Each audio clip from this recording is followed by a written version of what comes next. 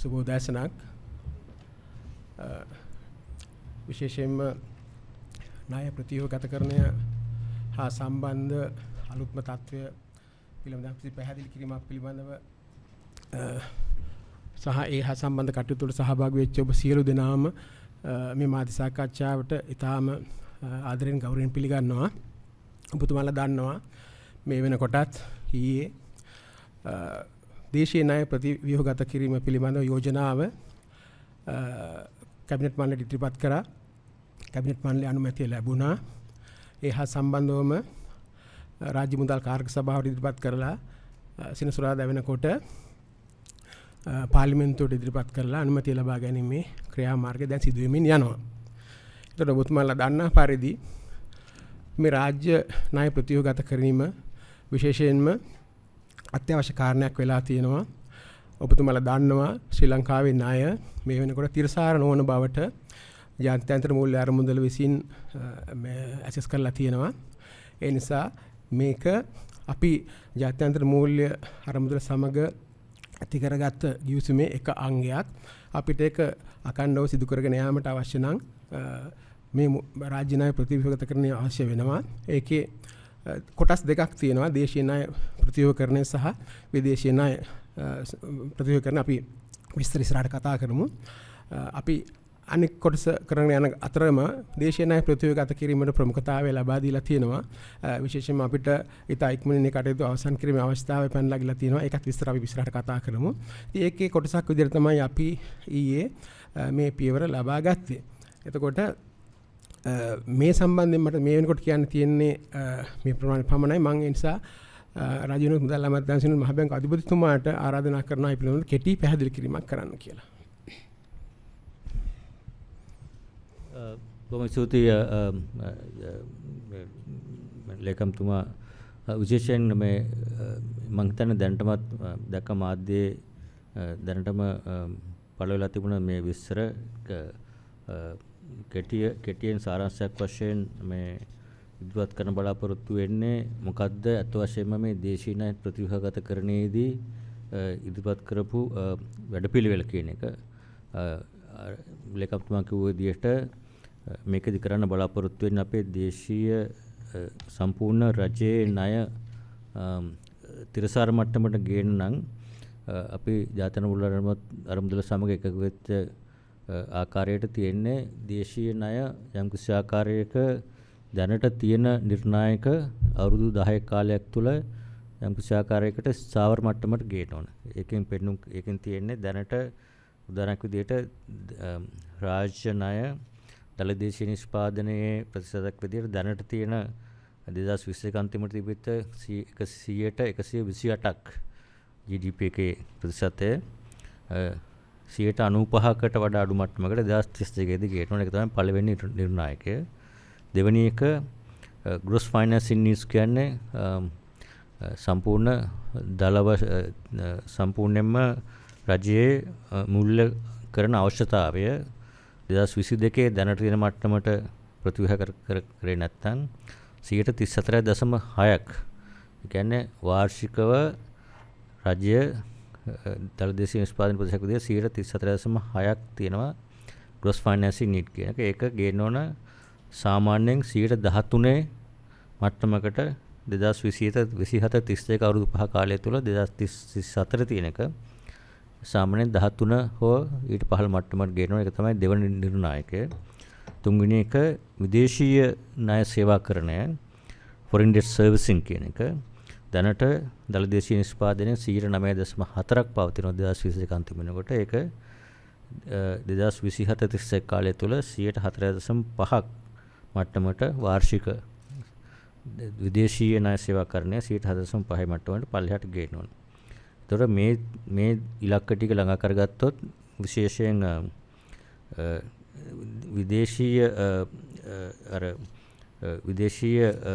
සංචිතවල හෝ විදේශීය external financing gap කියන එක කොච්චර විදේශීය වශයෙන් අරමුදල් financing gap එක fill කරන්න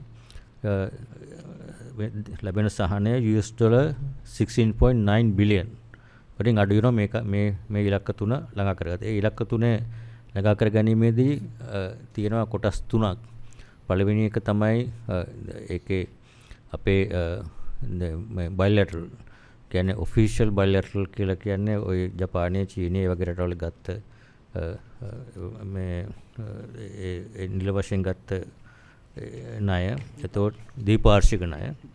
දීපාර්ශ්වික ණය සාකච්ඡා පරිශ්‍රප්ප කරගෙන යනවා. එතකොට ඒක එක ආකාරයක ඒගොල්ලන්ගේ ණය ප්‍රතිගත කිරීම. දෙවෙනි එක වාණිජ්‍ය වශයෙන් ගත්ත අර මේ දේශීය මේ විදේශීය සවරින් බොන්ඩ්ස් වලින් ගත්ත ඒවා. එතකොට කොමර්ෂල් බේසිස් එකේ ගත්ත ඒවා සාකච්ඡා කරගෙන යනවා. එතකොට තුන්වෙනි කාරණය තමයි මේ ඉලක්ක ළඟ කරගෙන දේශීය ණයත් යම් කිසි ආකාරයකට ප්‍රතිව්‍යුහගත ප්‍රසස්තිකරණයක් කරන්න වෙනවා. ඒක තමයි ඒ අංශ තුනෙන් තමයි මේක ගන්න බලාපොරොත්තු වෙන්නේ. එතකොට ඒක වෙන වෙනම සාකච්ඡා කරගෙන. එතකොට ඒකේ පළවෙනි ඒක එක පියවරක් තමයි මේ දේශීය ණය ප්‍රසස්තිකරණය කියන එක. ඒතර ඒක කොහොමද කරන්න කියන එක දේශීය ණය ප්‍රසස්තිකරණය කිරීමේදී එක ආකාරයක් තමයි රජයේ බදු වැඩි කළා අර රජයේ ප්‍රයිමරි සර්ප්ලස් එක කියන එක 2.3කට දැනටම එකඟ වෙලා තියෙනවා නදි කාලිනව. එතකොට ඒක 2.3 ළඟ කරගෙන කොටසක් ගන්න පුළුවන්. නමුත් ඒක ප්‍රමාණවත් නැති නිසා ඒක ගන්නේ බදු වැඩි කරලා ආදායම වියදම අඩු කරලා ඒක දැනටම පාර්ලිමේන්තුව අනුමත කරපු ක්‍රමයකින් යනවා. එතකොට ඊට අමතරව මම කිව්වා අනිත් කාරණා දෙකෙන් තමයි කරන්න බලාපොරොත්තු. එතකොට අපි දැනට මේ ඉදිරිපත් කරපු මේ ප්‍රසන්ටේෂන් එක ඊයේ කැබිනට් එකට සහ මේ අනිත් අයට ඉදිරිපත් කරපු ප්‍රතිශය අනුව විදේශීය ණය අපි බලාපොරොත්තු වෙනවා. ඒ තුලින් අර gross financing need කියන එක කරේ නැත්නම් 16.8ක් ඔය කියන තත්ත්වයේ තියෙන 2027-31 කාලය තුල. ඒතර ඒක කරාම අපි බලාපොරොත්තු වෙන එක 14.2 දක්වා අඩු කිරීමට. 16.8 14.2 කියන්නේ 2.6ක් as a percent of GDP අඩු වෙනවා. නමුත් අපේ ඉලක්කය 13 දක්වා අඩු කිරීමට. එතකොට එතනින් තව 1.2කට හෝ ඊට වැඩි ප්‍රමාණයක් දේශීය ණය වලින්. එතකොට විදේශීය ණය වලින් 2.4ක් වෙනකොට දේශීයව බලාපොරොත්තු වෙන 1.2ක් විතර ප්‍රමාණයක් අවම වශයෙන්. ඒක තමයි ප්‍රධාන වශයෙන්ම දේශීය ණය ප්‍රතිව්‍යුහගත කරන අර gross financing need කියන එකේ ඒක ඉදිරි කාලය තුල රජයට දල වශයෙන් ගන්න තියෙන ණය බර අඩු කිරීම. ඒ සඳහා ඉදිරිපත් කරු විසඳුම තුලින් යෝජනාව තුලින් ඇත්ත වශයෙන්ම ඒ ක්‍රියාත්මක කරොත් ඒක අඩු වෙනවා 12.7 දක්වා. 13න් පල්ලෙහාට තියෙනවනේ 12.7 දැනට කරලා තියෙන. ඒ කියන්නේ 0.3ක යම්කිසි ස්පේස් එකකුත් තියෙනවා ඒ හරියට ක්‍රියාත්මක කරනත් යෝජනාව. ඒතකොට ඒක තමයි ඉලක්කය සහ බලාපොරොත්තුව gross financing need එක. අනිකුත් දලදේශීය මේ debt to GDP කියන්නේ කොහොමද 90%ටත් පල්ලෙහාට එනවා මේක ක්‍රියාත්මක කරොත්. ඒතකොට දේශීය වශයෙන් කරන්නේ මොකද කියලා අපි කල්පනා කරලා බලුවොත් දේශීය වශයෙන් කියන්නේ ප්‍රධාන වශයෙන් ගන්නේ භාණ්ඩාගාර බිල්පත් සහ බැඳුම් කර. ඒතකොට භාණ්ඩාගාර බිල්පත් දැනට තියෙනවා ට්‍රිලියන් 4.1ක්. ඒකෙන් 62.4ම තියෙන මහ බැංකුව සතුව. ඒතර අපි හැමෝම දන්නවා අපි කලින්ම යෝජනා කරලා තිබ්බා මහ බැංකුව සතුව ඒවයින් ප්‍රතිශත රීස්ට්‍රක්චරින් වලට එකඟ වෙලා අපේ තියෙන භාණ්ඩාගාර බිල්පත් ඉදිරි කාලීන භාණ්ඩාගාර බැඳුම් කර බවට පත් කරන්න එකඟ වෙලා තියෙනවා. ඒතකොට ඒ තුලින් තමයි මේ 1.2 කියන අවශ්‍යතාවයෙන් 101ක්ම දායකත්වය ලැබෙන්නේ මහ බැංකුව සතු භාණ්ඩාගාර බිල්පත් රීස්ට්‍රක්චරින් කියන්නේ මේ බොන්ඩ්ස් වලට භාණ්ඩාගාර බිල්පත් සහ වල බිල්පත් ප්‍රමාණය බැඳුම් කරවල දීර්ඝකාලීන බැඳුම් කරවලට මාරු කිරීම එක්ස්චේන්ජ් එකෙන්. ඒක කොටසක්. ඒකෙන් 101ක් වුණාට තවත් යම්කිසි ප්‍රමාණයක් අවශ්‍ය වෙනවා. ඉතුරු ප්‍රමාණය ලබා ගන්න තමයි අපි බැලුවේ භාණ්ඩාගාර බැඳුම් කර කොච්චර තියෙනවද කියලා. දැනට තියෙන විදිහට භාණ්ඩාගාර බැඳුම් කර තියෙනවා ට්‍රිලියන් 8.7ක්. 8.7න් 36.5ක් තියෙන්නේ මේ සුපර්ඇනියුෂන් ෆන්ඩ්ස් වල EPF වගේ ඒවයි. 36ක් විතර බැංකු වල ඊට අමතරව අනිකුත් ඉන්ෂුරන්ස් වගේ ඒවායි තවත් ඉතුරු කොටස තියෙනවා සහ පුද්ගලික අය අතේ. මෙතනින් අපි බැලුවාම සොලියුෂන් එක අපි යෝජනා අපිට මේ විදිහට යෝජනා කරලා තියෙන විශේෂයෙන්ම බැංකු පැත්තෙන් අපේ බලන්නේ කොහොමද බැංකු පද්ධති ඉස්සාවතරක් ගන්න. අනිත් පැත්තෙන් EPF එක පැත්තෙන් මොකද්ද ඒගොල්ලන්ට ලබා දෙන්න පුළුවන් හොඳම විසඳුම. මොකද මේ EPF එකේ කස්ටෝඩියන් විදියට ඉන්නේ මහ බැංකුව. ඒතකොට ඒ අනුව තමයි මහ බැංකුව මේ නෙගෝසියේෂන් වල සම්බන්ධ වෙලා තියෙන්නේ. කොහොමද ඒ ප්‍රසස්සිකරණය ඔප්ටිමල් සොලියුෂන් එක ලබා ගන්න විශේෂයෙන් ජනතාවගේ තැන්පත් ආරක්ෂා කර ගැනීම එකක්. අනිත් අතෙන් මේ EPF වගේ සේවකයන් අර්ථාස්කර මුල තියෙන මුදල් යම්කිසි ආකාරයක කොහොමද හානියක් නොවි ආරක්ෂා කරගන්න. ඒ අනුව තමයි අපි මේ නෙගෝසියේෂන් වලට සාකච්ඡාවට සම්බන්ධ වෙලා යම්කිසි ආකාරයක යෝජනාවකට එකඟ වෙලා තියෙන්නේ. ඒ අනුව යෝජනාව අනුව බැංකු පැත්තෙන් ගත්තාම බැංකු පද්ධතියෙන් ඇත්ත වශයෙන්ම දැනටමත් විශාල දායකත්වයක් රජයේ ණයබර අඩු කිරීමට කරනවා. දැනටමත් ඒ සිද්ධ වෙන්නේ උදාහරණයක් වශයෙන් ගත්තොත් බැංකු වලින් දැනට ගෙවන බදු ප්‍රමාණය දැන් උදේ බානකර ලේකම්තුමා සඳහන් කරා මුළු බදු ප්‍රතිශතය බැංකු වලින් ගෙවන 50%ටත් වැඩි. කෝපරේට් ටැක්ස් එක 30%යි. ඊට පස්සේ අනිත් එක VAT on financial services කියන 18%යි. තවත් තියෙනවා 2.5ක් මොකද social security contribution 2.5. ඒතකොට 50%කට වැඩිය දැනටමත් බැංකු වල තැන්පත් කරුවන්ගේ මුදල් වලින් බැංකු ආදායමෙන් 50%ට වැඩි ප්‍රමාණයක් දැනටමත් බැංකු මගින් බැංකු පද්ධතිය තුළින් භාණ්ඩාගාරයට සහ රජයට යම්කිසි ආකාරයක දායකත්වයක් කරනවා බදු ගේම තුළින්. ඒකට සාපේක්ෂව බැලුවොත් superannuation funds EPF වගේ වයි බදු අය කරන්නේ 14%යි. ඒක අඩු බදු අනුපාතයක් තමයි. ඒක විතර 14% පමණයි ඒගොල්ලන්ගේ අය කරන්නේ. ඒතකොට මේක අර ඉක්විටි කියන ප්‍රශ්නයක් තිබුණා කොහොමද මේක සාධාරණ බෙදා හරින්නේ කියලා. මේක කවුරු විසින් සාධාරණ විදියට මේ පේන් එක ගන්න ඕනද කොහොමද කන්ට්‍රිබියුෂන් කරන්න කියන අනුව බැලුවාම පළවෙනි කාරණය බැංකු පද්ධතිය දැනටම දායකත්වයක් කරනවා.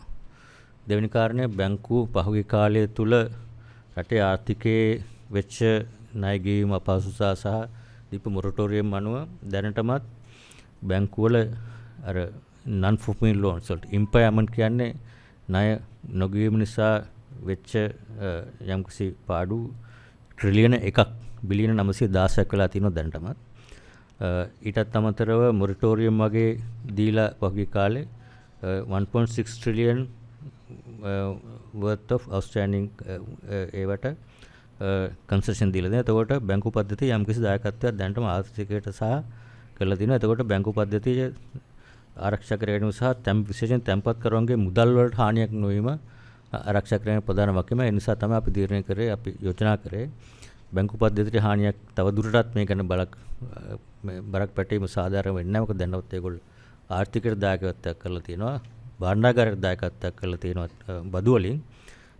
බැලුවොත් බැංකු පද්ධතිය තුළින් තියෙනවා තැන්පත් කරුවන්ගේ තියෙන තැන්පත් ප්‍රමාණය මිලියන 57ක්. රටේ ජනතාවගේ මිලියන 20ක් විතර ජනතාව වුණාට මිලියන 57ක් බැංකු ගිණුම ඔබ හැමගේ අපේ බැංකු වල ගිණුම් තියෙනවා. ගිණුම් වල මුදල් තියෙනවා. ඒතකොට මේ මුදල් වලට යම් කිසියක් වුණොත් බැංකු පද්ධතියට එක බැංකුවක් හෝ යම් කිසි වුණොත් බැංකු පද්ධතියට වෙන හානිය ඉතාම විශාලයි. එහෙම දෙයක් වුණොත් අපිට ප්‍රධානම අරමුණ සහ ඒක මහ බැංකු වශයෙන් බැංකු පද්ධතිය සහ තැන්පත් කරවන්ගේ මුදල් ආරක්ෂා කරගන්න ඔබ හැමෝම දැක්ක පහුගිය කාලේ අර ලොකු කතාව තිබ්බ බැංකු කඩා වැටෙනවා තැන්පත් නැති වෙනවා. හුඟදෙනෙක් ඇහුව තැන්පත් එළියට ගන්නද එපාද අපේ වුණත් රාශියක් මුස්ලිම් කරා මේ බැංකු තැන්පත් වලට අවධානයක් තියෙනවාද කියලා. බැංකු වලට තැන්පත් වලට අවධානයක් තිබිලා තැන්පත් ඉවත් කරන්න ගත්තොත් බැංක් රන් කියලා කියන්නේ ඉකොනොමිකම කොලැප්ස් වෙනවා. ආර්ථිකෙම කඩා වැටෙන දෙයක්. ඒක නිසා පළවෙනිම උත්සාහය බැංකු පද්ධතියට හානියක් නොවේ තැන්පත් කරවගේ මුදල් මිලියන 57ක් තැන්පත් තියෙන. එයාගේ මුදල් ආරක්ෂා කර ගැනීම. එතකොට ඒක තමයි ලොකුම සෝෂල් ඉම්පැක්ට් එක තියෙන්නේ. ඒක ආරක්ෂා කරගන්නේ වැදගත් ආර්ථිකය සහ සමාජීය ආරක්ෂණය සඳහා බැංකු කරවන්ගේ තැන්පත් ආරක්ෂා කර ගැනීම ඉතාම වැදගත්. ඒක තමයි පළවෙනි කාරණය. ඒක නිසා තමයි බැංකු පද්ධතියට තියන්න ඕනේ නැහැ කියලා කිව්වේ. ඒතර ඒ අනුව බැංකු වලට මුකුත් කරන්නේ නැහැ. ඒතකොට යෝජනා කරන විදිහට එතකොට superannuation funds බැංකු වල සාපේක්ෂව අඩුවෙන් බදු ගෙවන 14%ක බදු මට්ටමට යටත් වෙච්ච superannuation funds including EPF ඇතුළු EPF සහ ETF සහ සියලුම තවත් superannuation funds තියෙනවා. pension funds ගොඩක් පුද්ගලිකව ලියාපදිංචි වෙච්ච ආයතනවල ඒ සියලුම දෙනාගේ තියෙන භාණ්ඩාගාර බැඳුම් කර වලින් යෝජනා කරලා තියෙන්නේ අර ස්ටෙප් ඩවුන් කූපන් කියලා. තියෙන බොන්ඩ්ස් ඔක්කොම නැවත රජයට අරගෙන අලුතෙන් බොන්ඩ් සිරීස් ඉෂුව කරනවා. ඉෂුව කරනකොට 2025 වෙනකම්ම 12% කූපන් හම්බ වෙන විදියට. එතකොට 12% හම්බ වෙනවා 2025 වෙනකම් අලුතෙන් ඉෂුව කරන බොන්ඩ්ස් එක වලට. ඉතින් එහාට දිගටම 9%ක් කූපන් එක හම්බ වෙනවා. එතකොට මේ යෝජනා කරපු ක්‍රමය තුළ විශේෂයෙන් අපි EPF එකේ කියන එක අපි බලුවාම විශාලම ෆන්ඩ් එක 9% අනිවාර්යයෙන්ම ඒගොල්ලන්ගේ ඉදිරි යනකොට ඉදිරි වසර කිහිපය තුළ 9% රිටර්න් එක ඒගොල්ලන්ට හැම අපි දන්නවා EPF තියෙන අයගේ තමන්ගේ ස්ටේට්මන්ට් එක ආවහම කොච්චරද බැලන්ස් එක කියලා මාස 6කට සැරයක් EPF එකෙන් එවනවා. ඒකේ තියෙන බැලන්ස් එකට කොච්චර පොලියක් ලැබුණාද කියලාත් අපි වෙනවා. ඒ මුදල අපි සහතික කරනවා මේ තියෙන බොන්ඩ් එක්ස්චේන්ජ් එක තුලින් 9% දිගටම ගෙවන්න පුළුවන්. අඩුම ගන්න ඊළඟ අවුරුදු දෙක තුන තුල. එතනින් එහාට ආයෝජනය කරන හැටියට රිටර්න් එක හම්බෙන විදිහට උද්දමන 5% නම් මම හිතන්නේ අවම 9% නිසා 9% ගෙවන්න පුළුවන් ඒ කියලා අපි විශ්වාස කරන ඉදිරිය දීර්ඝ කාලිනව. එතකොට ඒ 9% ගෙවීම ආරක්ෂා වෙනවා. අනිකුත් වැදගත් කාරණේ තමයි තමන්ගේ EPF එකේ තියෙන බැලන්ස් එක දැනට තියෙන ස්ටේට්මන්ට් එකේ තියෙන බැලන්ස් එක ඒක අඩු වෙන්නේ නැහැ. හැමම තමන්ගේ තියෙන බැලන්ස් එක එහෙමම තියෙනවා. ඉදිරියේදී ලැබෙන්න තියෙන රිටර්න් එක ආයෝජනයේ ලැබෙන ප්‍රතිලාභය 9% සහතික කරනවා. તો රජයේ පැත්තෙන් සහතිකයක් දීලා තියෙනවා. යම් කිසි ආකාරයකට ඒක අඩු වෙනවා නම් 9% යම් කිසි ආකාරයක අඩුවක් වෙන්නේ නැහැ කියලා අපි විශ්වාස කරන්නේ. වුණොත් භාණ්ඩාගාරයේ පැත්තෙන් ඒ අඩුව පුරවන කියන එක තමයි මේක වැදගත්ම සාක්ෂි. එතකොට මේකේ අපි කරලා තියෙන්නේ අනිත් එක තමයි. එතකොට මේක සහභාගී වීම ධර්මවත් කිරීම සඳහා එහෙම තමන්ගේ ඒ භාණ්ඩාගාර බඳුම් කර හෝමාරුවට සහභාගී වෙන්නේ නැති අයට නැත්තම් ඒගොල්ලන්ටත් තියෙනවා choice එකක්. ඒක තමයි එහෙමනම් සාමාන්‍ය අනිත් අය බදු ගෙවන 14% වෙනුවට 30%ක් ගෙවන්න පුළුවන්. එතකොට EPF එකට හරි අනිත් සුපර්ඇනියුෂන් ෆන්ඩ්ස් ඕනම එකකට තියෙන තෝරා ගැනීම තමයි මේ මේ ඔප කරපු එක්ස්චේන්ජ් එකට එක්ක සහභාගී වෙන්න කැමැත්ත ප්‍රකාශ කරන්න පුළුවන්. වෙලා මේ තියෙන බොන්ඩ්ස් ටික රජයට දීලා අලුතෙන් බොන්ඩ්ස් ලබාගෙන ඒ ක්‍රම ඉදිරියට යන්න පුළුවන්. එහෙම නැත්නම් තියෙන තමන්ගේ ආදායමෙන් 14%ක් රජයට බදු ගෙවීම වෙනුවට 100% බදු ප්‍රතිශතය 30% දක්වා වැඩි කළා. එතකොට රජයට ඒ පැත්තෙන් ඒ සහනය ලබා ගැනීම තමයි බලාපොරොත්තු වෙන්නේ. එතකොට ඒක තමයි දල වශයෙන් එක අනිත් එක තමයි පොඩි දෙයක් තියෙනවා. අර රාජ්‍ය බැංකු ඒවා තියෙනවා SLDB සංවර්ධන බඳුන් කර සහ FCB loans කියලා යම්කිසි පොඩි ප්‍රමාණයක් තියෙනවා. ඒ ටිකත් යම්කිසි ආකාරයක ඔප්ෂන්ස් 3ක් තියෙනවා. එකක් මේ අර ISP වලට ඔෆර් කරපු විදියට එකක්. එහෙම නැත්නම් බයිලැටරල් විදියට ඔෆර් කරපු රිසර්ච් කිරීම ඩොලර් වලින් දෙනවා නම් එහෙම නැත්නම් රුපියල් වලින් ගන්න පුළුවන්. මම හිතන්නේ බැංකුව වඩාත් කැමති දක්වන්න අපි හිතන්නේ ඒක රුපියල් වලින් එක්ස්චේන්ජ් කරන එක. ඒගොල්ලන්ට පොලිස් රේට් එක අපේ මේ තියෙන ප්‍රතිපත්ති පොලියන පාතියට 100ක් වැඩි කරලා ග්‍රේස් පීරියඩ් එකක් නැතුව ඒකට දීර්ඝකාලීන බොන්ඩ්ස් ගන්න පුළුවන්. ඒවට සමහර ඒවාට සෙටල්මන්ට් වලට අඩු අයට කෑෂ් දෙන්නත් යම්කිසි භාණ්ඩාගාර තීරණ කරන්න පුළුවන්. ඒක පොඩි ප්‍රමාණයක් තියෙන්නේ. ඒතර ඕක තමයි විශේෂයෙන් දේශීය ප්‍රශස්තිකරණ සඳහා ඉදිරිපත් කරපු යෝජනාව. ඒක තමයි දැන් ලේකම්තුමා කිව්ව විදිහට පාර්ලිමේන්තුවට පබ්ලික් ෆිනාන්ස් කමිටු එකට ගිහලා පාර්ලිමේන්තුවට ඉදිරිපත් කළා. මේ කාලය තුල අවසන් කරාම ඊළඟ වැඩ කරන පටන් ගන්න දින තුල මේකට නෝටිස් එකක් අනවුන්ස් කරන ලොන්ච් එක. එතකොට සති කිහිපයක් ඇතුළත බොන්ඩ් එක්ස්චේන්ජ් එක කරලා අපි බලාපොරොත්තු වෙන මේ මාස අන්තිම වෙනකොට බොන්ඩ් එක්ස්චේන්ජ් එක කම්ප්ලීට් කරලා අලුතෙන් බොන්ඩ්ස් පරණ බොන්ඩ්ස් අරගෙන අලුතෙන් බොන්ඩ් ඉෂුව කරලා මාකට් එක ජූලයි මාසය ඇතුළත මේක සම්පූර්ණ කරන්න තමයි බලාපොරොත්තු වෙන්නේ.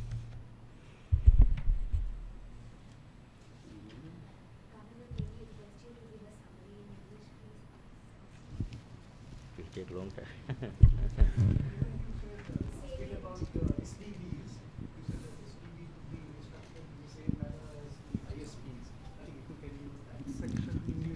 No, SLDB. So I mean, briefly, what we have proposed is to there are three parts. The central bank holdings will be restructured.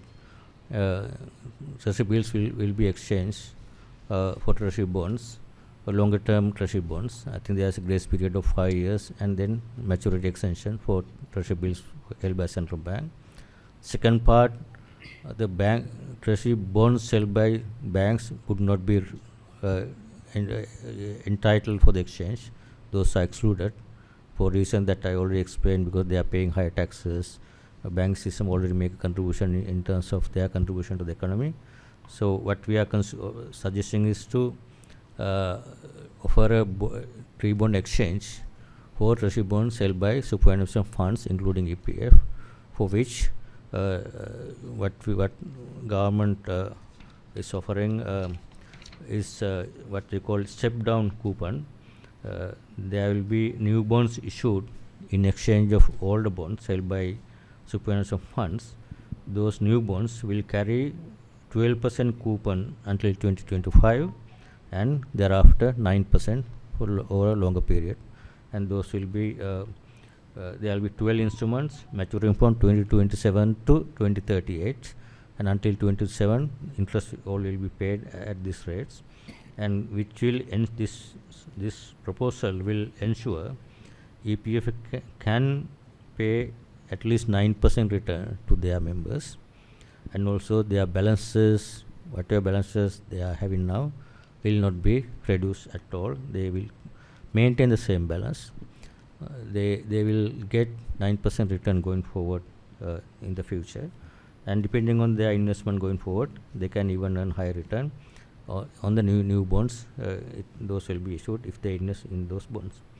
For the SLDB and SCBUs, the offer is that there are two offers. First one, exchange of outstanding SLDBs again new US dollar instruments. If they want to get US dollar instrument, there are two instruments. One is what we are offering, nominal haircut of 30%, 6-year final maturity, interest is 4%. That's first one. Other one is 15-year final maturity. It's a longer repayment, no nominal haircut, but longer maturity from 2030. Final maturity 2030 is 9-year grace period, interest 1.5%. And the third option is LKR option, Lanka Rupee option, which will under that option government will offer 10-year final maturity, maturing in 2033. There are no grace period. Interest rates would be floating interest rates. This policy rate plus 1%. So past due interest all will be added up, and that can be settled later. So those are three options for SLDB holders. Thank you. This is in line with what you have offered the international sovereign bond holders. So, no, that's what we basically under discussion. So that's what we would expect from international bondholders. But that, no, that's what we are asking. That that's not final yet. That's what we are asking. yeah, Governor, what would it mean for the bilateral creditors? That's also, I think, it's under negotiation. I don't think we can reveal whatever. This is under negotiations.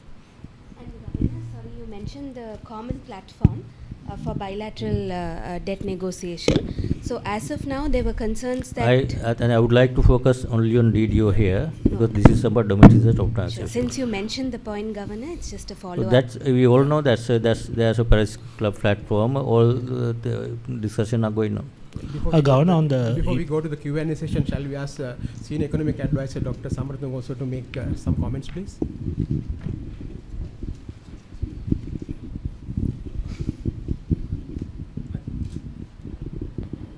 සාකච්ඡා කරන්නේ අද දේශීය ණය ප්‍රතිව්‍යුහකරණය පිළිබඳව.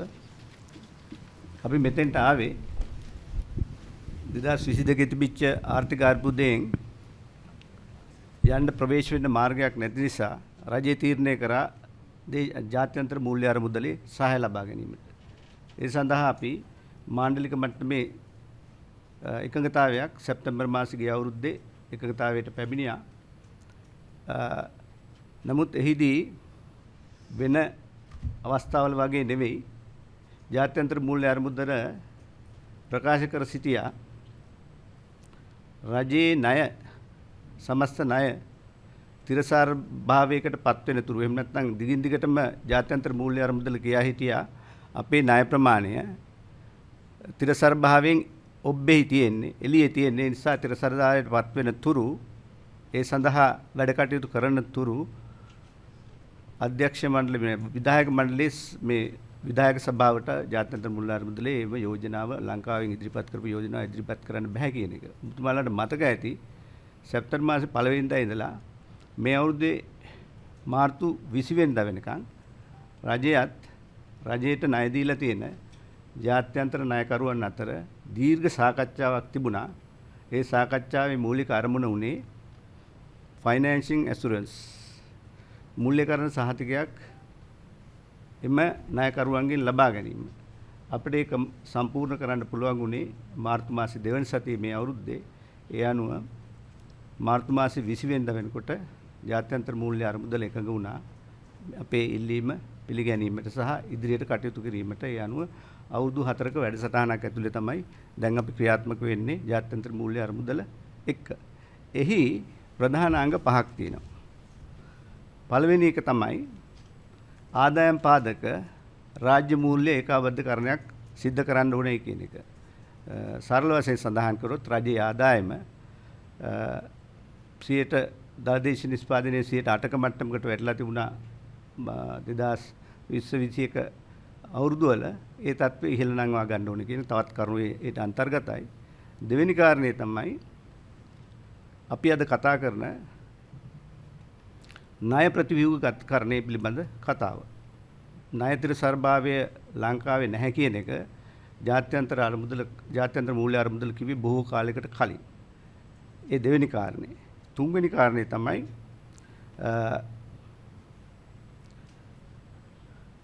මිල ස්ථායීතාවයක් රට තුල ගොඩනගා ගන්න ඕන කියන එක. ඒකට ප්‍රධාන කාරණේ තමයි ඔබතුමාලාට ටික විස්තර කරන්නත් ඕනේ නැහැ. ඇත්තටම අපේ රටේ මෙතෙක්කල් නොදකපු උද්දමනකාරී පරිසරයක් පහුගිය අවුරුද්දක එකමාරක තුල තිබුණා. ඒක යම් ප්‍රමාණයකට ස්ථාවර භාවයකට පත් කරගන්න ඕනේ කියන කාරණේ තුන්වෙනි එක. හතරවෙනි එක මහ බැංකුව බොහොම අවධාරණයෙන් කියපු කාරණේ මූල්‍යාංශයේ තියෙන ස්ථාවර භාවය ආරක්ෂා කරගන්න ඕනේ කියන එක. ඒ සඳහා විශාල පියවර ප්‍රමාණයක් මහ බැංකුවත් රජයත් අරගෙන තිනවා. ඊට අමතරව පස්වෙනි කාරණේ වශයෙන් දූෂණ විරෝධී ක්‍රියාපිළිවෙතකට රජය ප්‍රවේශ විය යුතුයි. ඒක ඒ සඳහා ව්‍යුහාත්මක ප්‍රතිසංස්කරණ සිදු කළ යුතුයි. ඒ වගේම රටේ ආර්ථික වර්ධනය නංවා ගැනීම සඳහා ව්‍යුහාත්මක ප්‍රතිසංස්කරණ සිදු කළ යුතුයි කියන එක.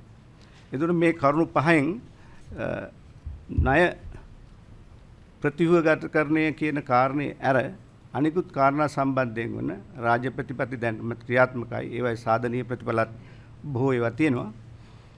රටේ සමස්ත ණය ප්‍රමාණය 2022 අගභාගය වෙනකොට ණය තොගය එක්සත් ජනපද ඩොලර් වලින් බැන්නහම බිලියන 83.67 බිලියන 83.7ක් කියලා ගන්න පුළුවන්. අද අපි කතා කරන මාතෘකාවට අයත් දේශීය ණය ප්‍රමාණය එක්සත් ජනපද ඩොලර් වලින් බිලියන 42.1. ඉතුරු හරිය විදේශ ණය විදිහට තමයි සලකන්නේ.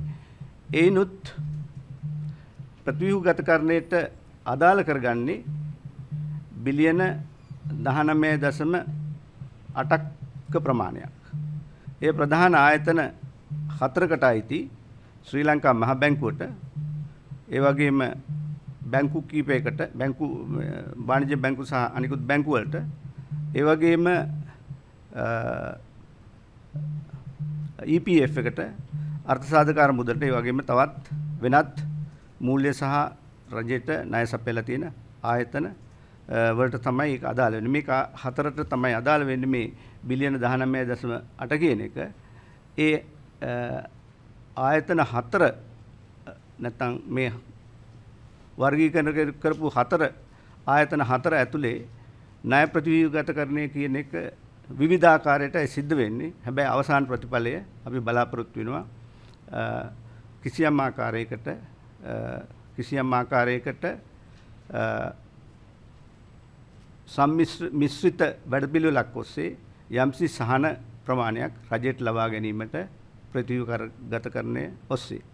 ඒ පමණයි මම දැනට කියන්නේ. ඔබතුමාලගේ ප්‍රශ්න වලට තියෙනකොට අපි ඒ ගැන සාකච්ඡා කරමු. පුළුවන් තරම් අපි අද කතා කරන මාතෘකාවට විතරක්ම සීමා වෙනවා. ගොඩක් ස්තුතියි.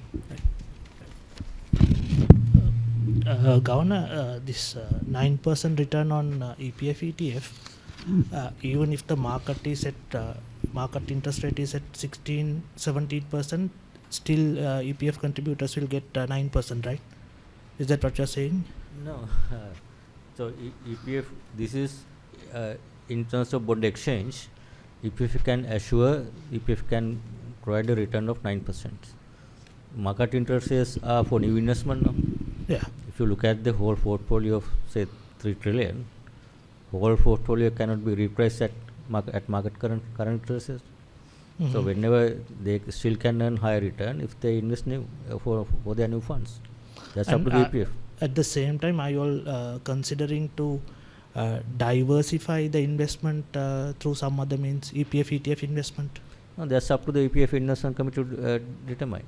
That's completely different independent process. EPF can make their own decisions where to invest, how to invest in new instruments or diversify. That's a different thing.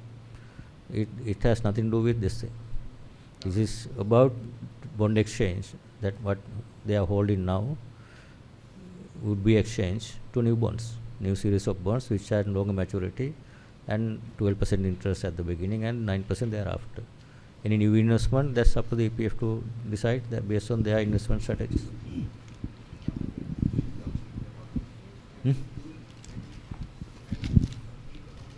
Can't see it. Mic adina ade.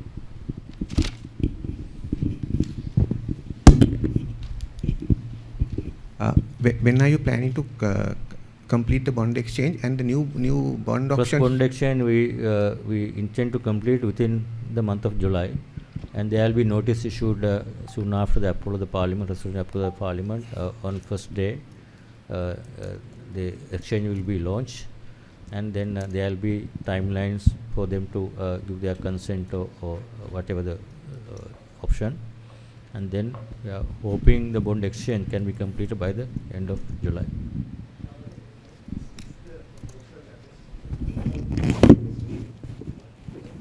Parliament has not yet approved it. Yes, this is a proposal. Government has approved this.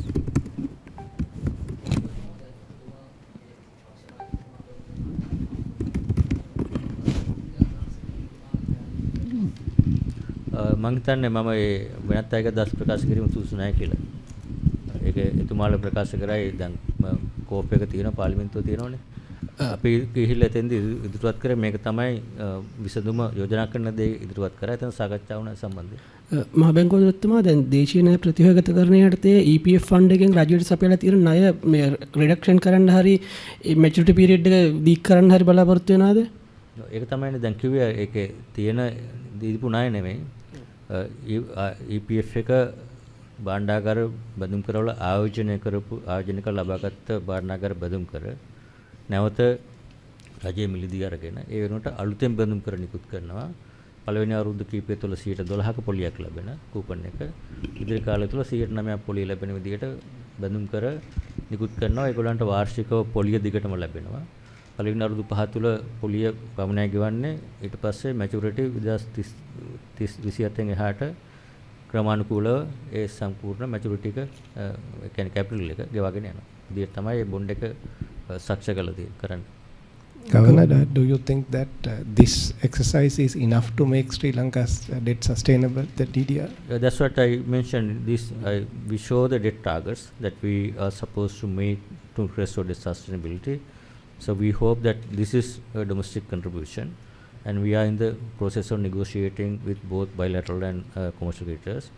We hope that they also will agree to a solution. That we have 2 more months to complete. So if we agree, if all will be able to agree to the solution, then we should be able to restore the sustainability. There won't be a phase 2 of No, DDR? I don't think this is the solution. At least if you can see the numbers in the presentation, it certainly bring down the debt to GDP below 95%. Gross financing will be below 13%. and the service payments will be 4.5% per annum. So that's a very reasonable, sustainable solution. I don't think there's any need for us to do it again. Which SOEs have been having? Anything that central bank has discussed? There's nothing for this. So it is already some of the government guaranteed SOE debt has been absorbed by the government. That's in the treasury, with the treasury now. අධිපතිතුමනි මෙහිදී සඳහන් කළා මේ ප්‍රතිව්‍යුහගතකරණය කිරීමට අදාළ බිලියන 19.8ක් කියලා. එතකොට මේ EPF එකේ මේ ක්‍රියාවලිය හරහා ඒක සම්පූර්ණයෙන්ම අත්පත් කරගන්න පුළුවන් හැකියාව තියනවද? කොච්චර කාලයක් වගේ ගත වෙයිද ඒ ප්‍රමාණය අත් කරගන්න? තේරුණා ප්‍රශ්නේ පැහැදිලි නෑ. දැන් මෙතන කිව්වා ණය ප්‍රතිව්‍යුහගතකරණය කිරීමට අදාළ වන්නේ ඩොලර් බිලියන 19.8ක් කියලා. එහෙම කිව්වද? මම දන්නේ නැහැ නම්බර් එක කියලා. කියන්නේ අපි දැන් මේ කතා කරන දේශීය ණය ප්‍රතිව්‍යුහගත කිරීමට අදාළ කොටස ඩොලර් වලින් ගත්තන් පස්සේ 19.8 බිලියන රුපියල් වලින් ගත්තන් පස්සේ දල වශයෙන් 6 ට්‍රිලියන්. ඒ 6 ට්‍රිලියන් එකේ සුපර්ඇනුවේෂන් එකට අදාළ කොටස ට්‍රිලියන 3.5ක් වෙනවා.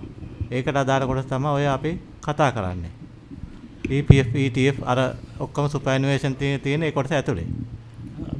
එතකොට ඉතුරු කොටස කොහොමද ළඟා කරගන්නේ? ඉතුරු කොටස තියෙන්නේ සෙන්ට්‍රල් බැංක් ට්‍රෙෂරි බිල්ස් කොටස තියෙනවා. ඒකේ තියෙනවා ට්‍රිලියන 2.6ක්. බැලන්ස් එක තමයි SLDB and FCB කියලා තියෙන්නේ. Mr. Senator, you can help me, like, governor said that the tax on this EPF superannuation funds will be increased from 14% to 30%. Can you elaborate on that? How does it happen? දැන් තියෙන්නේ දැන් corporate tax එක දැන් EPF superannuation එකට අදාළ වෙන්නේ අදට දැන් ඔක්කොම අනිත් ස්ටෑන්ඩඩ් රේට් එක තියෙන්නේ 30% corporate tax එක EPF එකට විතරක් තියෙන්නේ 14%. එතකොට දැන් මේ අපේ DDO එකට ආවොත් ඒගොල්ලන්ගේ 14% එක ඒ විදිහටම ඇප්ලයි වෙනවා. එහෙම නැත්නම් ඒගොල්ලන්ට ස්ටෑන්ඩඩ් රේට් එකට ඒ ෆන්ඩ්ස් ලයබල් වෙනවා. එතකොට දැන් ඒගොල්ලෝ choice එකක් තියෙනවා තෝරගන්න මේ DDO එකට ඒ කියන්නේ දේශීය ණය ප්‍රතිව්‍යුහගතකරණයට යනවද එහෙම නැත්නම් ඒගොල්ලෝ ඉන්නවද කියන එක. එතකොට දේශීය ප්‍රතිව්‍යුහගත කිරීමට ගියොත් ඒගොල්ලන්ට අර දැන් තියෙන 14% එකම ඇප්ලයි වෙනවා. එහෙම නැත්නම් ස්ටෑන්ඩඩ් රේට් එක විදිහට 30% ඇප්ලයි වෙන්නේ. එතකොට මොකද 30% කියන්නේ දැන් ගවර්නර් කිව්වා වගේ අනිත් ඔක්කොම සෙක්ටර් එක banking sector එක 50% තියෙනවා. අනිත් corporate ඔක්කොම insurance and other ඔක්කොම 30% තමයි ඒගොල්ලන් income tax එක liable වෙන්නේ.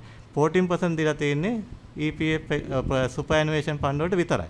ඒතර මේකට එනවා නම් ඒගොල්ලන්ට ඒ rate එකම තියෙනවා. එහෙම නැත්නම් 30% වලට liable වෙනවා. ඒතර choice එක තියෙන්නේ ඒගොල්ලන්ට වැඩි වඩාත් සුසු එක මොකද්ද වැඩිම return එක තියෙන එක බලලා ඒ අනුව තීරණය ගන්න.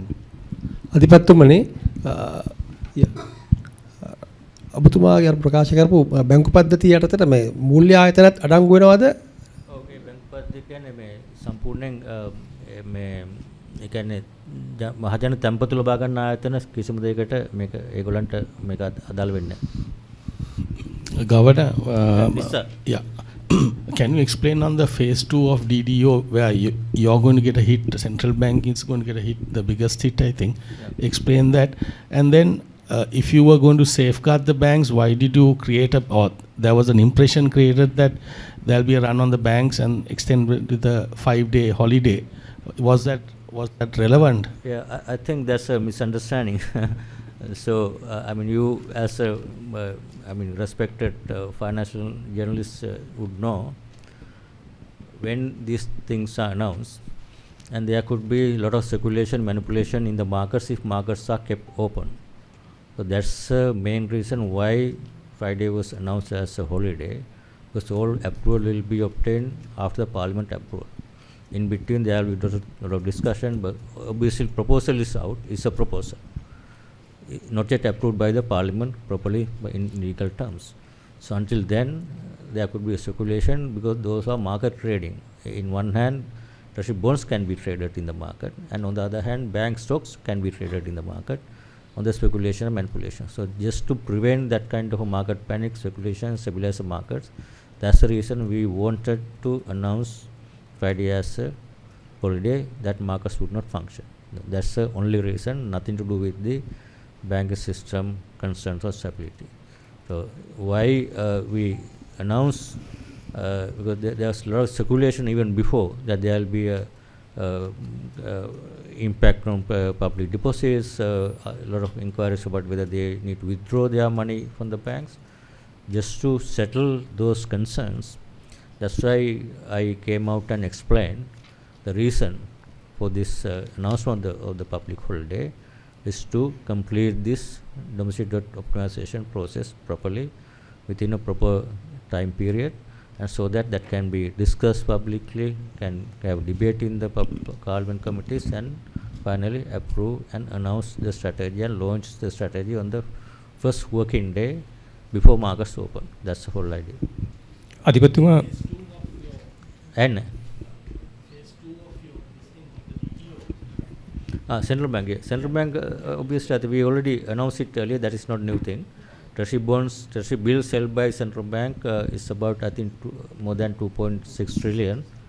The stock will be exchanged for Treasury bonds for a maturity, I think, can't remember the numbers.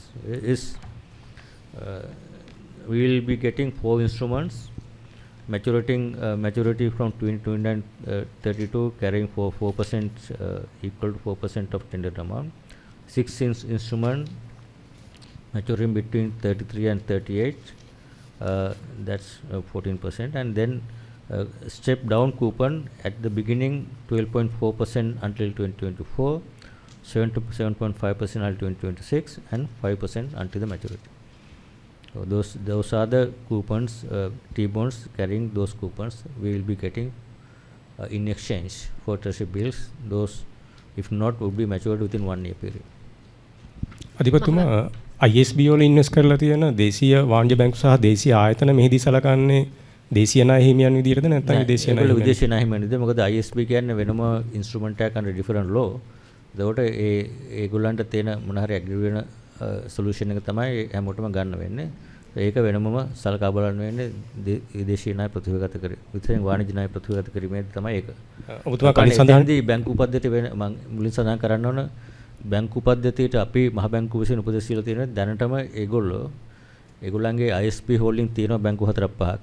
ඒ අයට ප්‍රොවිෂන් කරන්න කියලා තියෙන දැනටම 35% ප්‍රොවයිඩ් කරලා තියෙන්නේ ඒගොල්ලන්ගේ ඒ ඉන්වෙස්ට්මන්ට් වලින්. එතකොට අලුතෙන් යම්කිසි ආකාරයක යම්කිසි බලපෑමක් බැංකු පද්ධතියට වෙනවා. ඒ නිසා 35%ට වැඩි හැයකට් එකක් ගත්තොත් තමයි ඒගොල්ලන්ට බලපෑමක් වෙන්නේ. ඒ කියන්නේ දැනටම 35%ක් ඒගොල්ලෝ ඒක වෙන ප්‍රොවිෂන් කරලා තියෙන්නේ. ඒ නිසා ඒකෙන් බැංකු පද්ධතියට කිසිම අලුතෙන් ස්ට්‍රෙස්යක් හානියක් වෙන්නේ නැහැ කියන තමයි අපේ බලාපොරොත්තු. මුලින් සඳහන් කළ විදිහට ඔවුන් 150කට වඩා ආදායමක් දෙන නිසා රජයට උන්ට යම්කිසි සහනයක් දෙන්න පුළුවන් ඒ කාරණේදී ඒකේ තියෙනෝනේ අර එකම ඉන්ස්ට්‍රුමන්ට් එක කම්පැරබල් ට්‍රීට්මන්ට් එකක් කියලා තියෙනෝනේ. ඒ කියන්නේ හැමෝටම සාධාරණ ඒ කියන්නේ සවරින් බොන්ඩ් එකක් තියෙන ආයෝජකයාට හැම ආයෝජකයන් එක විදිහට තමයි සලකන්නේ. අධිපතිතුමා මේ ඔබතුමා කිව්වා මේ අරමුදල් වල ආයෝජන ඒගොල්ලන්ට තීරණය කරන්න පුළුවන් තෝරා ගැනීමක් තියෙනවා කියලා. නමුත් ඇත්තටම මේ තෝරා ගැනීම කරන්නේ කවුද? මේ අරමුදල් වල කොටස්කාරයෝ වෙන්නේ වතුකම්කරුවෝ අපි වගේ සාමාන්‍ය වෘත්තීන් කරන අර. එතකොට අපි නෙමෙයි තීරණය කරන්නේ මේ අපි මොකද තෝරගන්නේ කියලා. එතකොට ඒකේ අසාධාරණයක් තියෙනවා නේද? ඒක තෝරා ගැනීම කරන්න තියෙන ඒක අරමුදල් වල පාලනය කරන තියෙනවනේ අපි කියමු දැන් EPF එක නම් මුදල් මණ්ඩලය තමයි කස්ටෝඩියන්. නමුත් ඒ මුදල් මණ්ඩලය කියන්නේ රජයේම පත් කරපු පිරිසක්. කම්කරුවෝගේ නෑ දැන් මේ රටේ තියෙන නීතිය අනුව EPF එකේ නීතිය අනුව මුදල් මණ්ඩලය තමයි යම්කිසි ආකාරයකට ඒ සමාජිකයන් වෙන්නේ මේ අරමුදල බාරකරු විදියට. එතකොට මේ රජය විසින් කියනකොට ඒ කියන්නේ රජයනේ ණය දෙන්නේ. අපි තමයි ඒකට EPF තමයි මේකට ආයෝජනය කළේ. ඒ නිසා තමයි අපි සම්බන්ධ වෙන්නේ මේකට. උදාහරණයක් මේ EPF එකේ සමාජිකයන් වෙනුවෙන් ගන්න පුළුවන් හොඳම විසඳුම මොකක්ද කියන එකට තමයි අපේ දායකත්වය මේ සාකච්ඡාවේදී සිදු වෙන්නේ. එතකොට ණය දීපු පුද්ගලයා විදියට රජයට කියන්න පුළුවන් මේ අවස්ථාවේදී රජයේ ණය ගැනීමේ තිරසාර බලයක් නැහැ. මින් ඉදිරියට අපිට ණය ගන්න බෑ කියලා කිව්වොත් අපිට EPF එක නේ කාටවත් සතයක්වත් හම්බෙන්නේ නැති වෙන්න පුළුවන්.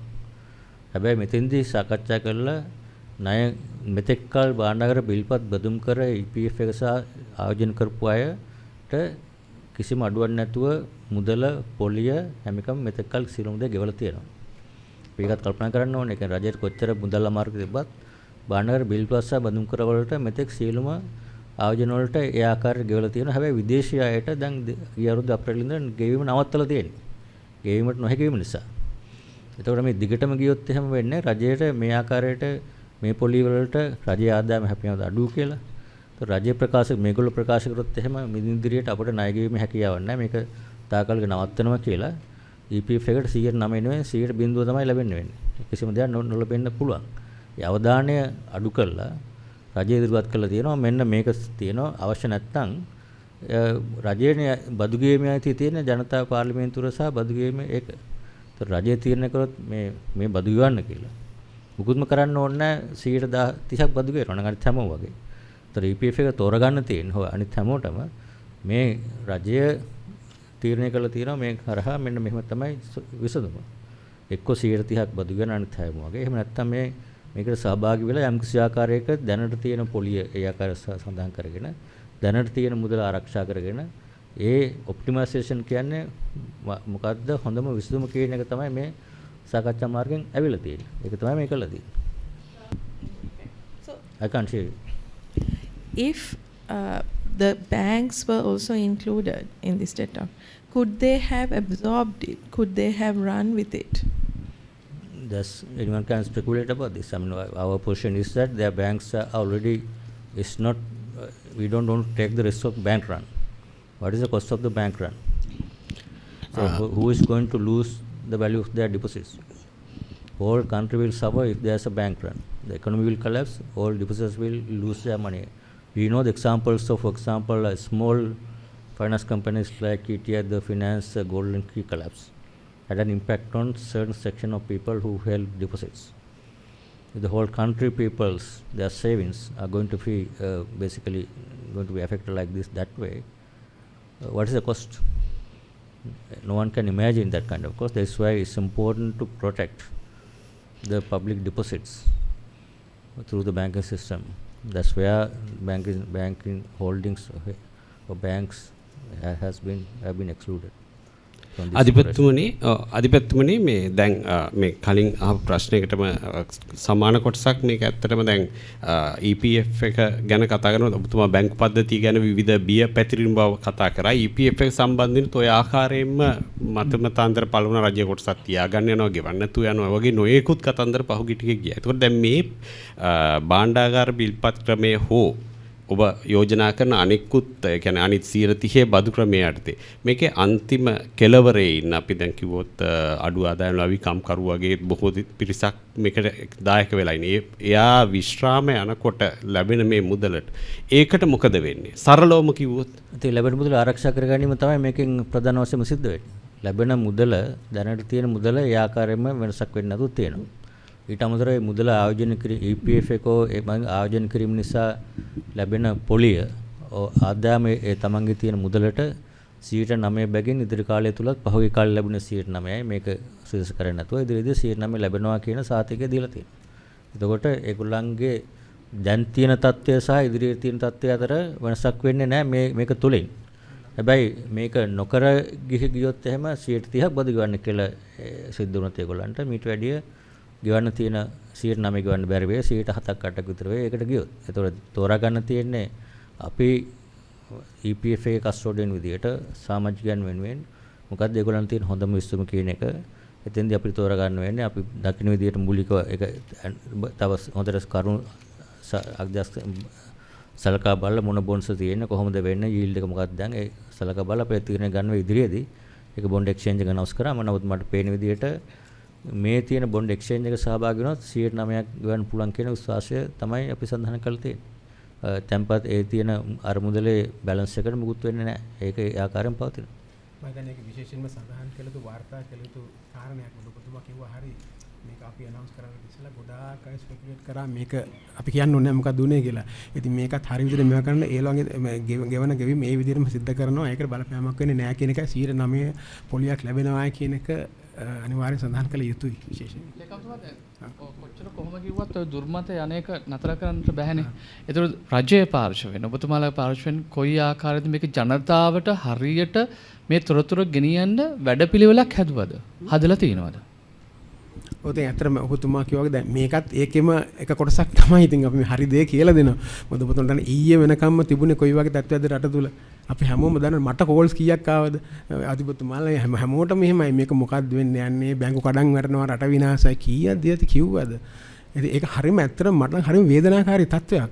මොකද මේක රට මූලා දීලා තියෙන ඉතාලම තියුණු අභියෝගයකට. මේ අභියෝගයට මුහුණ දෙනකොට ඒ මුහුණ අපි රටේ මේ තත්ත්වයේ තිබුණා වුණාට මම මුදල් ලේකම්ත්‍රි විශේෂයෙන්ම සඳහන් කරන්න කැමතියි අපේ අභියෝගය තාම ඉවර නැහැ. මොකද මේක තිරසාර විදිහට පවත්වාගෙන යන්න නම් අනිවාර්යෙන් මේ හා සම්බන්ධ මේ කටයුතු කළ යුතුමයි. ඔබතුමාලට තේරෙන්නේ නැති අපි කොච්චර අවධානයකින් තියුණු ලෙස විශ්ලේෂණය කරලාද මේ තත්ත්වයට ඇවිල්ලා තියෙන්නේ කියන අපි දන්නවා බැංකුවේ තියෙන ප්‍රශ්න අපි දන්නවා ඔබතුමා කිව්වා වගේ EPF එකට තියෙන ප්‍රශ්න ඒ අයටත් අසාධාරණයක් නොවන විදිහට බැංකුවටත් අසාධාරණයක් නොවන විදිහට නමුත් මේ තත්ත්වෙනුත් ගොඩ එන්න ඕනනේ. ඒ ඔක්කොම සාකච්ඡා කරලා තමයි මෙතෙන් ආවේ මේ. ඉතින් ඔබතුමාලා කියන්නේ හැම දෙයක් ගැනීම අපි දැනුවත්. ඉතින් කරුණාකරලා අපිට ඒ පණිවිඩය තමයි ඉස්සරහට ගෙනයන්න අපි ඉදිරියටත් මම හිතන පුළුවන් විදිහට අපි රජයේ විදිහට මම හිතන විශේෂයෙන්ම සංවේදන ක්‍රියාමාර්ගය අරගෙන යන්න අපි බලාපොරොත්තු වෙනවා. මේක ඔබතුමා කියන එක හරියටම හරි. විශේෂයෙන්ම ඈත ගම්වලින් මේ මොකක්වත් කරගන්න බැරි දුප්පත් ඒ ජනතාවට තමයි මේකේ නියම පණිවිඩය යන්න ඕනේ. මොකද මේක නොකළොත් එහෙම වෙන්නේ. අපිට දේශීය ණය ප්‍රතිව්‍යුහගත නොකරොත් එහෙම මේ දායකත්වය අපි නොදොනොත් එහෙම විදේශ වශයෙන් අපි රිස්ට්‍රක්චරින් වලට එන එක හම්බෙන්නෙත් නැහැ. එතකොට අපි දැන් මේ වෙලාවේ IMF එකත් එක්ක ප්‍රෝග්‍රෑම් එකට අවිල්ලා තියෙනවා. එතකොට මේ ප්‍රෝග්‍රෑම් එකේ ක්‍රියාකාරීත්වයත් මේ රිස්ට්‍රක්චරින් අපි දක්වන මේ ප්‍රගතිය උඩ තමයි රැඳිලා තියෙන්නේ. එතකොට ඒක නොවුනොත් එහෙම අපේ රටේ අනාගතය ගැන හිතා ගන්න බෑ මොකක්ද වෙන්නේ කියන එක. ඒ තරම්ම සංවේදී කාරණයක්. ඒක මම මේ ඔබතුමා කරුණාවෙන් ඉල්ලන්නේ ඒකයි මේක හරියටම මේ වාර්තා කරන්න කියන එක. ඒකන්තුව මෙතන අතුරු ප්‍රශ්නයක් පැන නගිනවා. දැන් ශ්‍රී ලංකාවේ ණයතිරසර බව නැහැ කියන එක අවුරුදු 10ක් 15ක් තිස්සේ අපිට අවබෝධ වෙන දෙයක්. එවැනි තත්ත්වයක් තියෙද්දී අයි EPF එක වැඩි වශයෙන් මේ බොන්ඩ්ස් වල ආයෝජනය කළේ මෙවැනි අවදානමක් ගත්තේ ඇයි වැඩි ප්‍රමාණයක් ආයෝජනය කරන්නේ? එකක් මම හිතන්නේ අවුරුදු 10ක් තිස්සේ ණයතිරසර බව නැහැ. තිරසර භාවයේ නැහැ කියන එක දාතන මුල්ලර මුදල පව තීරණය කරේ මේ 2020 පුලිමර RF මොකද රැපිඩ් ෆයිනෑන්සින් ඒගොල්ලෝ කරේ ඇනලිසිස් එක අනවුන්ස් කරේ ඒක. හැබැයි 20 මාර්තු වලදී RFI කිල්ලුවාම රැපිඩ් ෆයිනෑන්සින් ඉන්ස්ට්‍රුමන්ට් කිල්ලුවාම තමයි ඒ වෙලාව කිව්වේ මේක ප්‍රතිවර්ත කරන්න ඕන කියන සාකච්ඡාව. ඇත්තේ ආවේ නැත්තම් 2021 වගේ අරුදුවලනේ. ඒ කලින් තිබුණේ නැහැ. එතකොට ඊළඟ කාරණේ තමයි ඔබතුමා කියන විදිහට EPF එකේ එකතු වෙන මුදල් රටේ තියෙන ආයෝජන වල බැලුවාම ඒ තියෙන මුදල වෙන කොහෙද ආයෝජනය කරන්න තියෙන කියන ප්‍රශ්නේ. අවුරුද්දකට බිලියන 500ක් විතර එකතු වෙනවා. ඊට තවත් බිලියන ගණනක් පොලියන පාත් ආදායම විතර එකතු වෙනවා. එහෙම මුදලක් ආයෝජනය කිරීමට ඒක ආයෝජන මණ්ඩලයක් විදිහට තියෙන කරන්න EPF විතරක් නෙවෙයි ඉන්ෂුරන්ස් ෆන්ඩ්ස් සුපර්ෆන්ඩ්ස් හැම එකේම රටේ තියෙන ආයෝජන කරන්න ඕන. අපි කොහොම එහෙම නැත්තම් කොහෙද ආයෝජන කරන්නේ? ස්ටොක් මාකට් එකේ පුළුවන් දෙතර ප්‍රමාණයක ආයෝජන කරන්න. නැත්නම් වෙන මොනවා ඉන්ස්ට්‍රුමන්ට් එකක් තියෙනවද ආයෝජන කරන්න. එතකොට ට්‍රෙෂරි බොන්ඩ් එක බිල් එක කියලා කියන්නේ highest rated instrument එක locally. ඒතර ඒ රේටින් බලුවාම හරි ඉන්වෙස්ටර් කෙනෙක් නම් ඒ පෝර්ට්ෆෝලියෝ මැච් එකෙන් බලන්නේ රිස්ක් එක අඩුම වැඩිම රිටර්න් එක තියෙන ඒ බැලන්ස් කරලා තමයි ආයෝජන කරනවා. ඒක ඉන්ඩිපෙන්ඩන්ට් ඩිසිෂන් එකක් ඒ හැමෝගෙම. ඒක නිසා තමයි EPF විතර නැහැ අපි සුපර්ෆන්ඩ්ස් ෆන්ඩ්ස් ඉන්ෂුරන්ස් ෆන්ඩ්ස් හැමෝම ඇයි ට්‍රෙෂරි බොන්ඩ්ස් වල ආයෝජන කරලා තියෙන මෙතෙක් කාල ඔය කියන ප්‍රශ්නේ නොදෙන නෙවෙයි ආයෝජන කරලා තියෙන්නේ. ඒක අවසනාවට මේක අවසානයේ අර මේ ණය ගෙවීම නොහැකි තත්ත්වයට රජයපත් වුණාට පස්සේ රජයේ බිල්පත් බඳුන ආයෝජන කරපු අයට යම්කිසි ආකාරයක මෙතෙක් කල් යම්කිසි වාසියක් ලැබුණා තමයි ආයෝජනය තුලින් ඩිෆෝල්ට් කරන්නේ නැතුව. නමුත් ඉදිරියේදී ඒ ආකාරයට කරගෙන යන්නේ යම්කිසි ආකාරයක ඒ ලැබුණු ප්‍රතිලාභයෙන් කොටසක් යම්කිසි ආකාරයක රිසර්ච් කරලා ඒක දිගටම පවත්වාගෙන යාම තමයි මේ කරමු. අධිපතිතුමා ඔබතුමා ප්‍රකාශ කළ අර්ථ සාධකන මුදලේ ශේෂයට බලපෑමක් වෙන්නේ නැහැ කියලා. එතකොට දැන් සේවකයෙක් විශ්‍රාම ගත්තොත් පෞද්ගලික අංශයේ සේවකයෙක් ඔහුට යනකොට ඒ EPF සල්ලි ටික ගන්න පුළුවන්ද? අනිවාර්යයෙන්. කිසිම ගැටලුවක් නැහැ. ඒක තමයි අපි බලලා තියෙන්නේ. මොකද අර ඒක ප්‍රශ්නේ ඒක වැදගත් ප්‍රශ්නයක්. මොකද ලික්විඩිටි කියන එකනේ. එතකොට අපි ඒක EPF එකේ සාකච්ඡාවේදී බැලුව විශේෂයෙන් අනිකුත් ස්පෑම් ෆන්ඩ්ස් වල ලික්විඩිටි වල ප්‍රශ්නයක් වෙනවද කියන එක.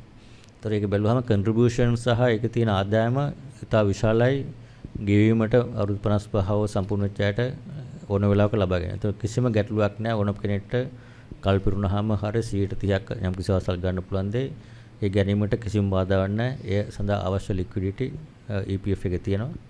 මේකෙන් ඒකට හානියක් වෙන්නේ නැහැ. ඒතර අධිපතිතුමා දැන් අර 2025 වෙනකන් 112 ගානේ ගෙවනවා.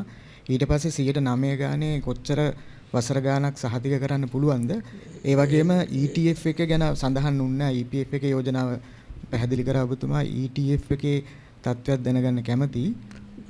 ETF තත්ත්වය ගැන කියන්නම අපි ඒක දන්නේ නැහැ මොකද මේ ඔක්කොම සුපුවෙන් ඉන්වෙස්ට්මන්ට්ස් මේක තේරිමක් නැහැ. EPF එක වුණත් ඒගොල්ලෝ EPF එකේ ඉන්වෙස්ට්මන්ට් අයට ෆන්ඩ් එක විදිහට අපේ මහ බැංකුව යට තිබුණාට EPF එකේ ෆන්ඩ් එක තාමත් දන්නේ නැහැ. මේක අපි පබ්ලික් අනවුන්ස්මන්ට් එකේ මිසක් ඒගොල්ලෝවත් දන්නේ නැහැ මොකද්ද මේ යෝජනාව කියන එක. ඒක හැමෝටම පොදු විදියට ඉදිරිපත් රජය තමයි ඒක ඉදිරිපත් කරන්නේ. මේගොල්ලෝ තමයි ඒක යෝජනා කරන්නේ. යෝජනා කරලා දැන් තියෙනවා. එතකොට EPF එක ETF එක හැමෝම මේක බලන්න ඕන. මේ යෝජනාව කොහොමද Tamanට උපරිම වාසිය තියෙන මොකද්ද කියලා තෝරා අරගෙන බොන්ඩ් එක්ස්චේන්ජ් එක සහභාගී වෙන්න තියෙන්නේ. ඒතර ඒක තමයි ඒ ක්‍රියාවලිය. මොකද අනිත් ප්‍රශ්නේ මට මතක නැහැ නෑ ETF එකේ යෝජනාව තමයි 109 සහතික කරන්න පුළුවන්ද කොච්චර? ඔව් 109 දැන් තියෙන ඒකේ ඉදිරියේදී ඒගොල්ලන්ගේ රිටර්න් එක ආදායම රඳාපවතින්නේ පළවෙනි එක දැනට තියෙන බොන්ඩ්ස් වලට කොච්චර යීල්ඩ් එකක් හම්බ වෙනවද කියලානේ. ඒතර දැනට තියෙන බොන්ඩ්ස් මාර්කවල අලුතෙන් තියෙන ස්ටොක් එකට අනිවාර්යයෙන් මුලදී 12ක් සහ ඉදිරියේදී 9ක් අනිවාර්යයෙන්ම ලැබෙනවා. දැනට තියෙන ඒවාට. ඊට අමතරව අවුරුදු පත්තාම ඒගොල්ලන්ගේ ආදායම පොලි ආදායම එකතු වෙනකොට ඒ ටික අලුතෙන් ආයෝජනය කරනවානේ.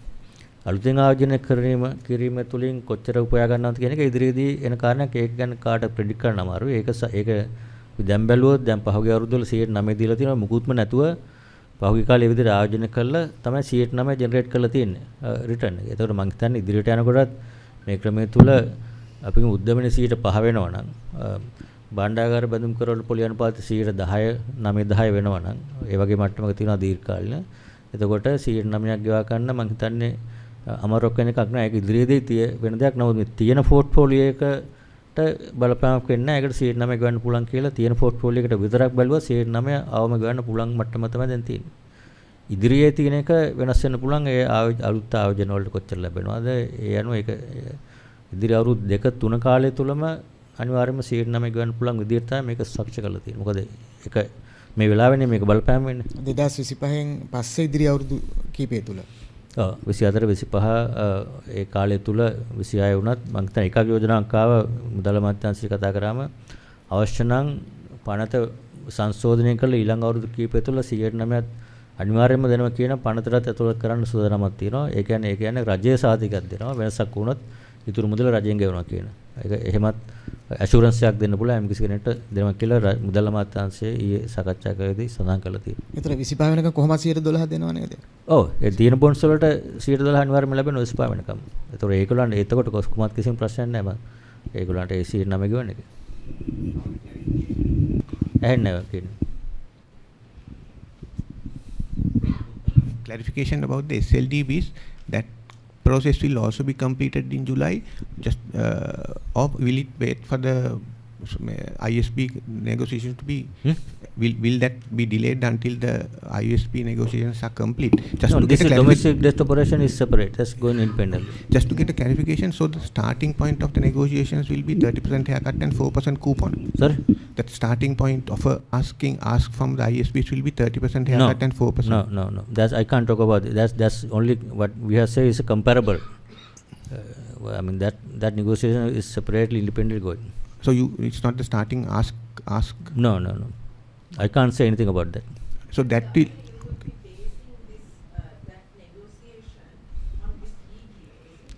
No, the requirement is that we have to do the DDO also for them to be able to continue negotiation, because that say if external creditors are willing to come to an agreement, they want to say what is the contribution of domestic creditors. This is what.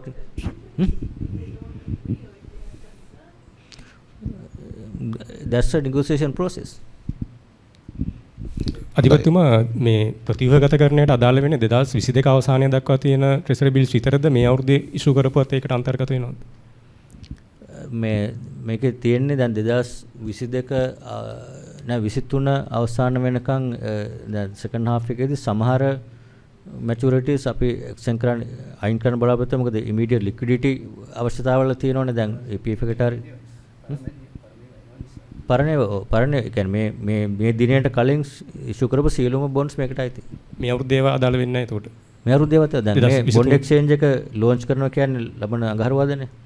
අඟහරුවාද වෙනකොට තියෙන සියලුම outstanding bonds එක අදාළයි. ඒකෙන් hold කරන අය බැංකුව අයින් වෙනවා, සමහරව අයින් වෙනවා. එතකොට superannuation funds වල තියෙන එක අදාළ එතන ඉඳලා. හොඳයි අපි cut off date එකක් විදිහට වෙන්නේ ඊළඟ ඒ දවසේ.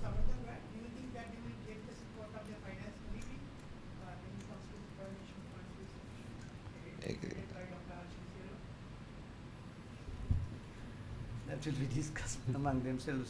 Those are the representation goes from the central bank and the finance ministry, but the decisions are made by themselves. It's only the input goes from us. They will be discussed and the finality will be known to us. Probably end of the day. එහෙනම් බොහොම ස්තුතියි. අපි මාධ්‍ය සාකච්ඡාව මෙතනින් සමාප්ත කරනවා. ඔබ සියලුම දෙනාටත් බෙහෙවින් ස්තුතිවන්ත වෙනවා.